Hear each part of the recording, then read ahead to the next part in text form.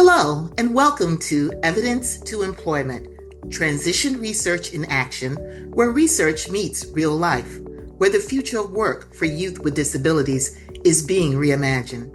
I'm your host, Carolyn Cage, and in the last podcast, we talked to Dr. Paul Wehman about the history of supported employment. Today, we're going to continue that conversation about supported employment and learn about the VCU RRTC on employment among transition-age youth with disabilities. You can find a complete overview of our research studies on our website at transition.vcurrtc.org. So, drawing from that research and your years of experience, Paul, let's start here. What role would you like to see supported employment play in today's transition efforts for students, for young people with disabilities? Yeah, great question. We're actually doing our first study, as you know, in transition is hopefully going to bring my dream come true, and that is paid work in high schools for kids. We don't know exactly how much of a dosage they need of paid work, but we do know that those kids, we have a pretty good hypothesis that those kids that have exposed to seasonal work, after school work, or even during the day work on the IP or summer work versus those that get no help at all, no work, just, whatever they do in the classrooms, or maybe set up a store in the school cafeteria, but they don't actually have real work. I mean, back in 2011, we had several good studies done by Eric Carter that definitively showed the correlation between paid internships, like an SOS or a Project Search, or even the Marriott Bridges program. Any kind of good internship that was paid, even though Search wasn't, was going to do better for those kids, at least the association through the correlation, if they had paid work in high school or even a paid internship. But that was never proven. And so in 2019, when we got the Transition R&T Center, we went ahead and worked with Vanderbilt, gave them a sub-award, and they started a study and made good progress on it to the point where we could scale up what they did. And that's what we're doing in the state of Virginia with several school districts. And to make a long story short, we can get into that later and talk about the Transition Center. But in my mind, paid work, which is usually supported employment for individuals with high support needs, done early on, shows parents it can work. It shows rehab counselors it's worth their investment, and will make the placement easier. VR will take them on. They'll invest in them. Moms and dads will buy into it. And if the teachers just either get it on the IP or facilitate it, and this, of course, is better started at 8th, 9th, and 10th grade, but even at the junior, senior level, if that's done and then followed through in the next year, which is what this study is going to be done. It's going to be a randomized study with half the kids getting transition light and half getting paid work. And then we're going to follow 3 cohorts in several school districts, and that's where the scale up comes out. And if and when that hypothesis proves to be true, and Dr. Carol Shaw is leading it, and I think she and Hannah Kerrigan and Whitney Ham, those are going to support this work of the fine people that are working in places like Loudoun County, and which was a real national leader. It's a huge place. And we will then have a proof of concept that potentially could be written into the law that I don't know if they'll ever require paid work, but they could recommend it based on proof of concept research. Okay, so that gets into that seamless whole idea. You go from, you you start getting transition activities like the pre-ETS that, along with DARS as partners, and that leads into a job junior, senior year, and then seamlessly you move right into voc rehab, and they pick out the vendor, and you've already got a job, or you certainly have an employment work history, and you go right into employment. It certainly is for IDDD, but there's no reason at all that those labeled ADHD with dyslexia or behavior disorders or sensory impairment, there's no reason that any of them shouldn't have a similar type of pathway with work involved. Now, there may be a mentorship involved. There may be, an internship involved, which is great. That's super. They could do dual enrollment in junior college. That's fine, okay?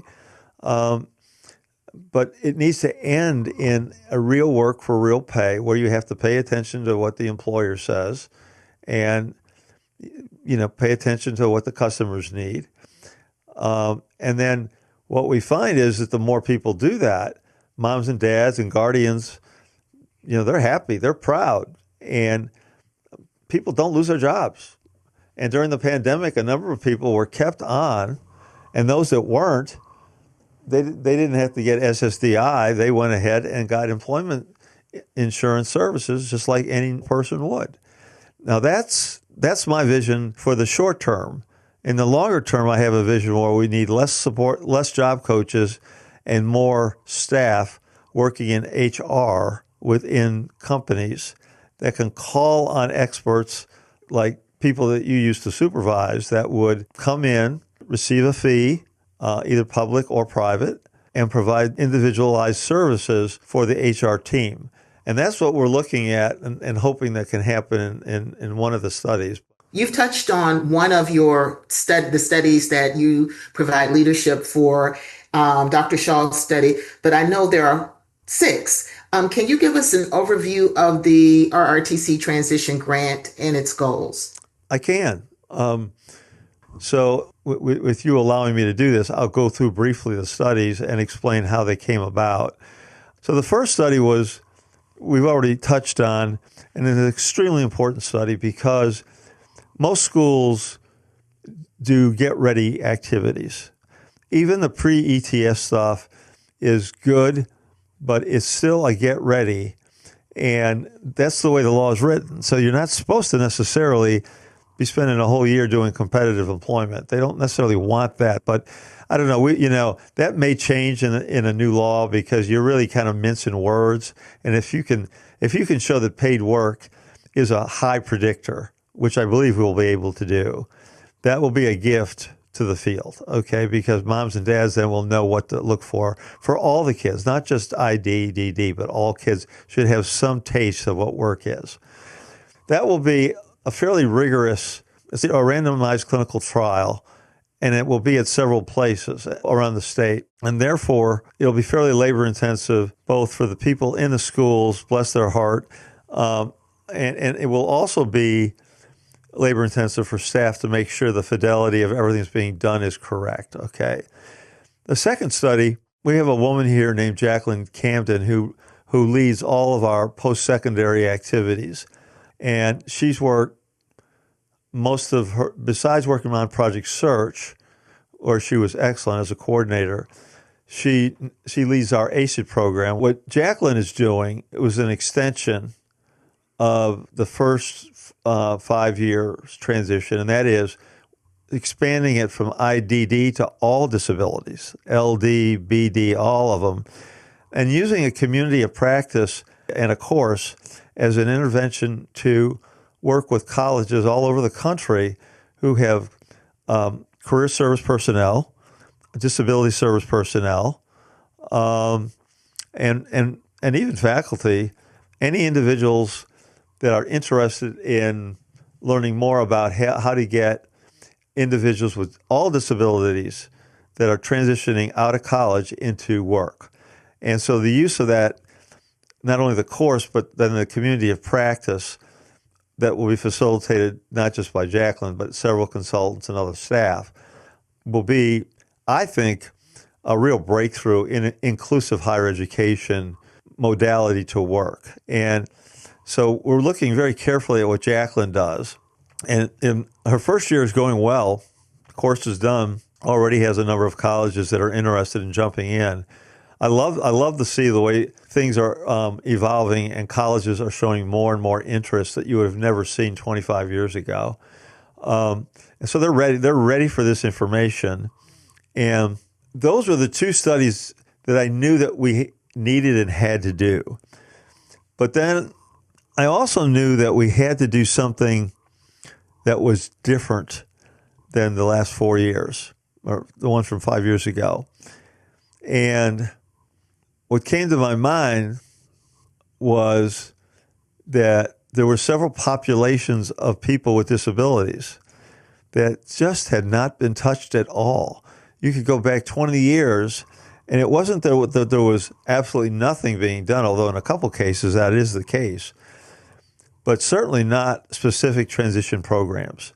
So I can touch on those very briefly because they're in the neophyte stages of development. But the third one was related to the indigenous Native American population.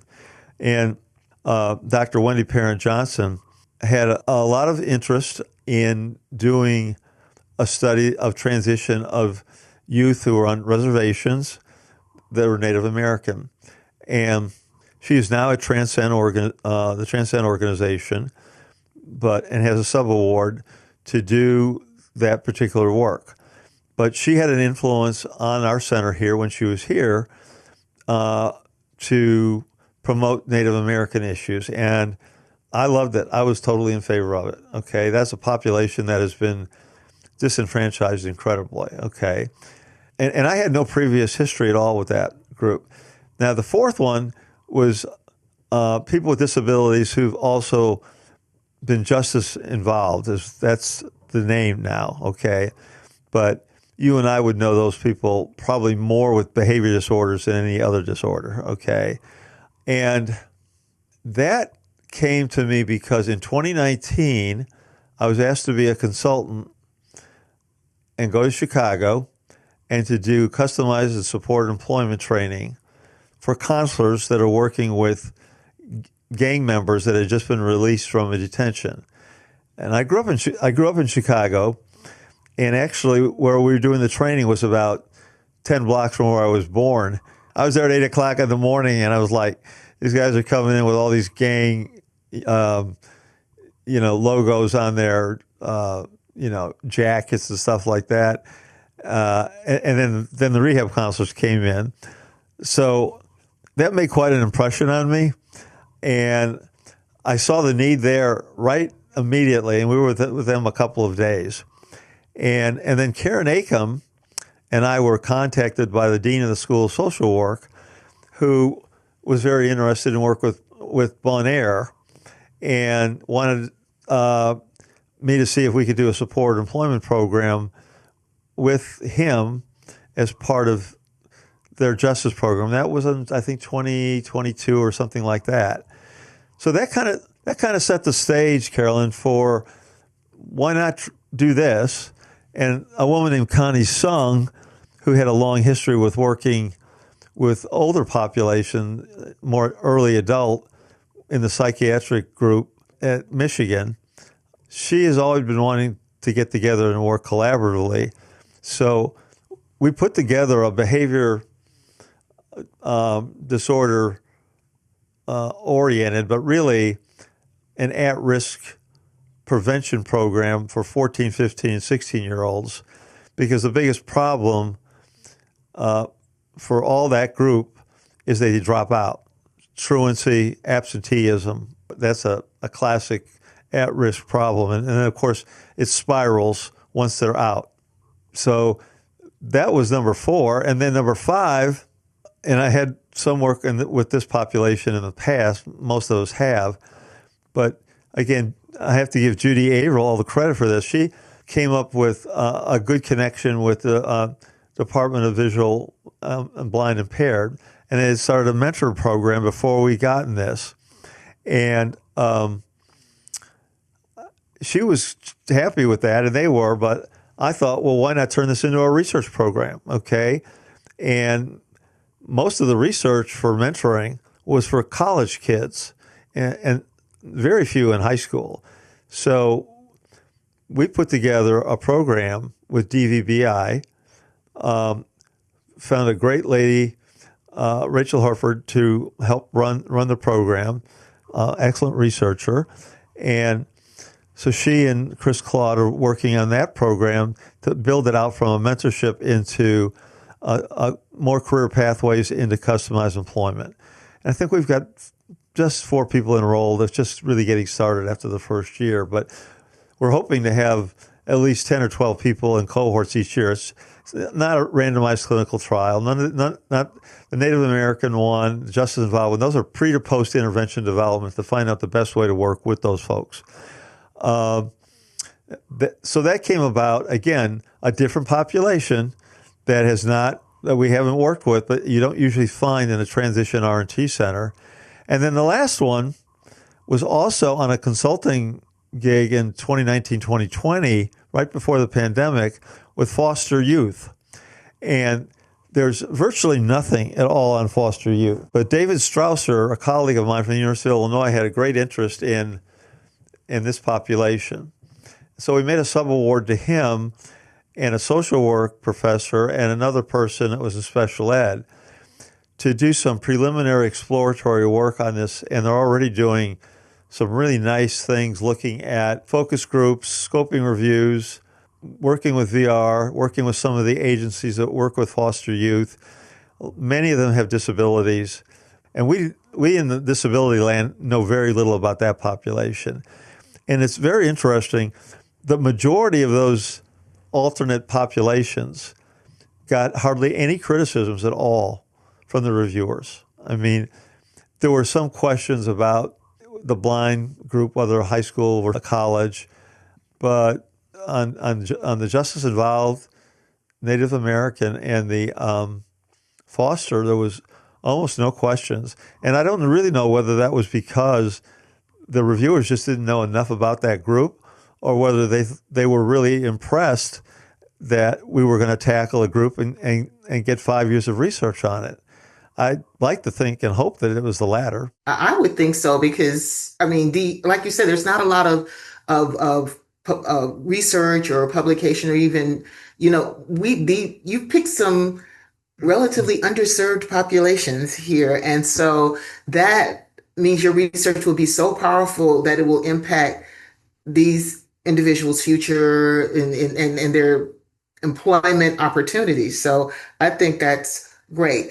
What's one thing that you would hope listeners would take away from this conversation about the evolution of transition services? Because you've talked a lot about the history, and now we have these research studies that are going to take us to the next level and including more individuals, broader populations. So just to close out this segment, what's one thing you would like the listeners to take away about where we're headed, where we've been and where we're headed?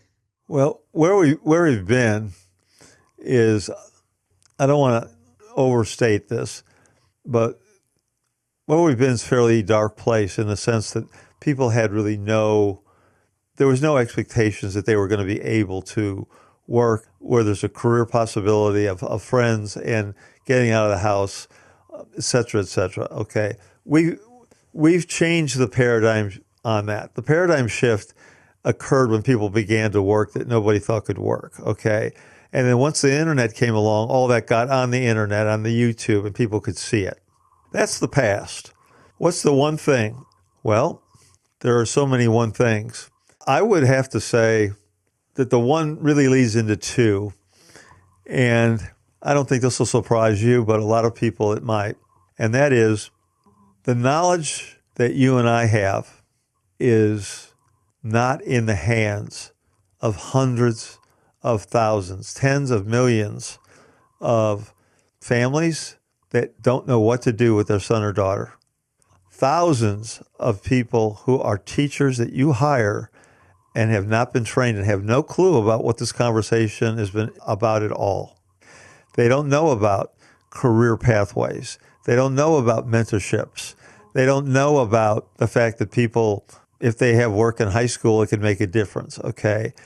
So I would say the lack of training and technical assistance and diffusion and dissemination of information that we already know to families, grandmothers, guardians, teachers, special education directors, transition coordinators, rehab counselors. These are the people who have the control to influence. These are the influencers. Moms and dads are the influencers. They know their son or daughter better than anybody. And if they're hard driving, they're going to make a difference. But it's going to be harder to make a difference if they have a school or a voc rehab program or a community that is not informed, is going to put barriers up. And so I would say diffusion of information that we already have and that we know is the one main takeaway that everybody should have. We need research. The things that we're going to talk about more, we always can use more information, but it's of no value if people don't use it. Okay, so we have to get the information out there. And that's why things like podcasts, things like webinars, but really getting on Oprah, getting on Kelly Clarkson, or working people into commercials. Have you noticed how Walmart is having more and more people in wheelchairs? Okay, the reality is America is ready. People with Down syndrome, people with autism, they are working. They're working at Lowe's. They're working at Best Buy. They're working in college cafeterias. People see that, so they know it's happening. We have to get the information out. I love that. And you are helping us do exactly that. So thank you, Paul. Thank you, Carolyn. I enjoyed it very much. Take care. And thank you for listening to this episode with Dr. Paul Wehman. If you want to learn more about the research we discuss, head over to transition.vcurrtc.org. It's the best place to stay up to date on everything we're doing at the VCU RRTC. Thanks for tuning in. The contents of this podcast were developed under a grant from the National Institute on Disability, Independent Living, and Rehabilitation Research. Grant number 90RTEM0014. NIDLR is a center within the Administration for Community Living, Department of Health and Human Services. The contents of this podcast do not necessarily represent the policy of NIDLR, ACL, HHS, and you should not assume endorsement by the federal government.